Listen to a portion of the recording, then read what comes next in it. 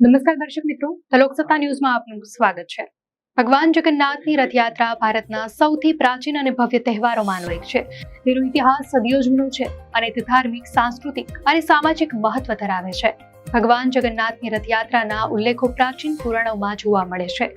બ્રહ્મપુરાણ, પદ્મપુરાણ અને સ્કંદ પુરાણમાં આ ભવ્ય યાત્રાનું વર્ણન છે। કપિલ સંહિતામાં પણ તેનો ઉલ્લેખ જોવા મળે છે। આ દર્શાવે છે કે આ યાત્રા ખૂબ જ પ્રાચીન સમયથી પ્રચલિત છે। પુરીનું જગન્નાથ મંદિર 4 પવિત્ર સ્થાનોમાંથી એક છે। અહીં અષાઢ મહિનામાં બીજના દિવસે ભગવાન કૃષ્ણની રથયાત્રા નીકળે છે। અમુક માન્યતા અનુસાર રથયાત્રા 500 વર્ષ પહેલા શરૂ કરવામાં આવી હતી। જો કે જગન્નાથ રથયાત્રાનો પ્રારંભ 12મી સદીથી થયો હોવાનું કહેવામાં આવે છે। તેનું વિગતવાર વર્ણન હિન્દુ પવિત્ર ગ્રંથો જેમ કે પદ્મપુરાણ, બ્રહ્મપુરાણ અને સ્કંદ પુરાણમાં મળી શકે છે। આ વર્ષે રથયાત્રા 27 જૂન શુક્રવારે નીકળવાની છે। પુરાણો અનુસાર ભગવાન જગન્નાથની બહેને એકવાર નગર જોવાની ઈચ્છા વ્યક્ત કરી હતી, જે બાદ જગન્નાથજી અને બલભદ્ર તેમની બહેન સુભદ્રાને રથ પર બેસાડીને શહેરની મુલાકાતે નીકળ્યા। ત્યારબાદ તેઓ ગુંડીચામાં તેમના માસીના ઘરે જઈ 7 દિવસ રોકાયા હતા। ત્યારથી આ રથયાત્રા કાઢવાની પરંપરા ચાલી રહી છે। આ એક દંત કથા અનુસાર જ્યારે રાજા ઇન્દ્રધૂમને ભગવાનની મૂર્તિઓ બનાવવાનું કામ વિશ્વકર્માને સોંપ્યું, ત્યારે તેમણે શરત મૂકી કે દરવાજો ખુલશે નહીં ત્યાં સુધી તેઓ બહાર નહીં આવે। એક દિવસ અવાજ બંધ થતાં રાજાએ દરવાજો ખોલી દીધો અને વિશ્વકર્મા ભગવાન ગાયબ થઈ ગયા। પરિણામે દેવતાઓની મૂર્તિઓ અધૂરી રહી ગઈ અને આજ સુધી તે જ સ્વરૂપે પૂજાય છે।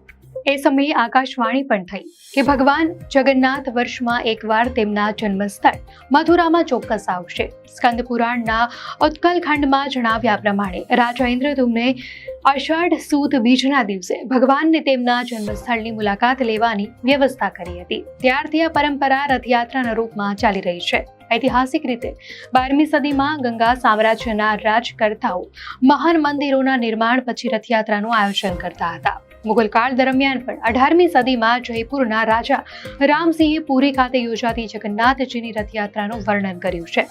આ દર્શાવે છે કે આ યાત્રા સદીઓથી ભારતીય સંસ્કૃતિનો અભિન્ન અંગ રહી છે। રથની વાત કરીએ તો લીમડાના પવિત્ર અખંડ લાકડામાંથી રથ બનાવવામાં આવે છે। રથના નિર્માણમાં કોઈ પણ પ્રકારના ખીલા, કાંટા અને ધાતુનો ઉપયોગ નથી કરાતો।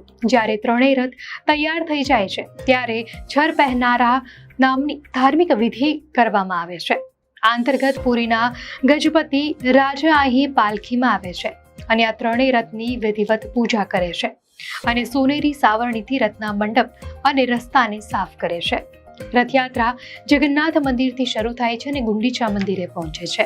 ગુંડીચા એ રાજા ઇન્દ્રધૂમ્નની પત્ની હતી, જેણે ગુફામાં બેસીને તપસ્યા કરી હતી કે જ્યાં સુધી રાજા ઇન્દ્રધૂમ્ન બ્રહ્મલોકમાંથી પાછા ન આવે। ગુંડીચાની તપસ્યાને લીધે તે દેવી બની ગઈ અને તેની તપસ્યાના બળથી તે નારદ મુનિ સાથે બ્રહ્મલોકની યાત્રા કરવા સફળ થઈ અને તે રાજાને લઈને પાછા પણ ફરી શક્યા હતા। આ યાત્રા સૌથી પહેલા બલભદ્રજીના રથથી શરૂ થાય છે। તેમનો રથ તાલધ્વજ રવાના થાય છે। ત્યારબાદ સુભદ્રાના પદ્મરથની યાત્રા શરૂ થાય છે। છેલ્લે ભક્તો ભગવાન જગન્નાથના રથ નંદીઘોષને વિશાળ દોરડાની મદદથી ખેંચવાનું શરૂ કરે છે। આ રથયાત્રા ગુંડીચામાના મંદિરે પહોંચીને પૂર્ણ માનવામાં આવે છે। અષાઢ મહિનાની 10મીએ બધા રથ ફરીથી મુખ્ય મંદિર તરફ પાછા ફરે છે। 9મા દિવસે રથયાત્રા ફરી ભગવાનના ધામમાં આવે છે। જગન્નાથ મંદિરમાં પાછા આવ્યા બાદ પણ તમામ મૂર્તિઓ રથમાં જ રહે છે। એકાદશીના બીજા દિવસે દેવી દેવતાઓ માટે મંદિરના દરવાજા ખોલવામાં આવે છે અને બાદમાં વિધિવત સ્નાન કર્યા બાદ વૈદિક મંત્રોચ્ચાર વચ્ચે દેવતાઓની પુનઃસ્થાપના થાય છે। દર્શક મિત્રો, જો આપને આ માહિતી સારી લાગી હોય તો વિડીયોને લાઈક અને શેર કરો અને ચેનલને સબસ્ક્રાઇબ કરો।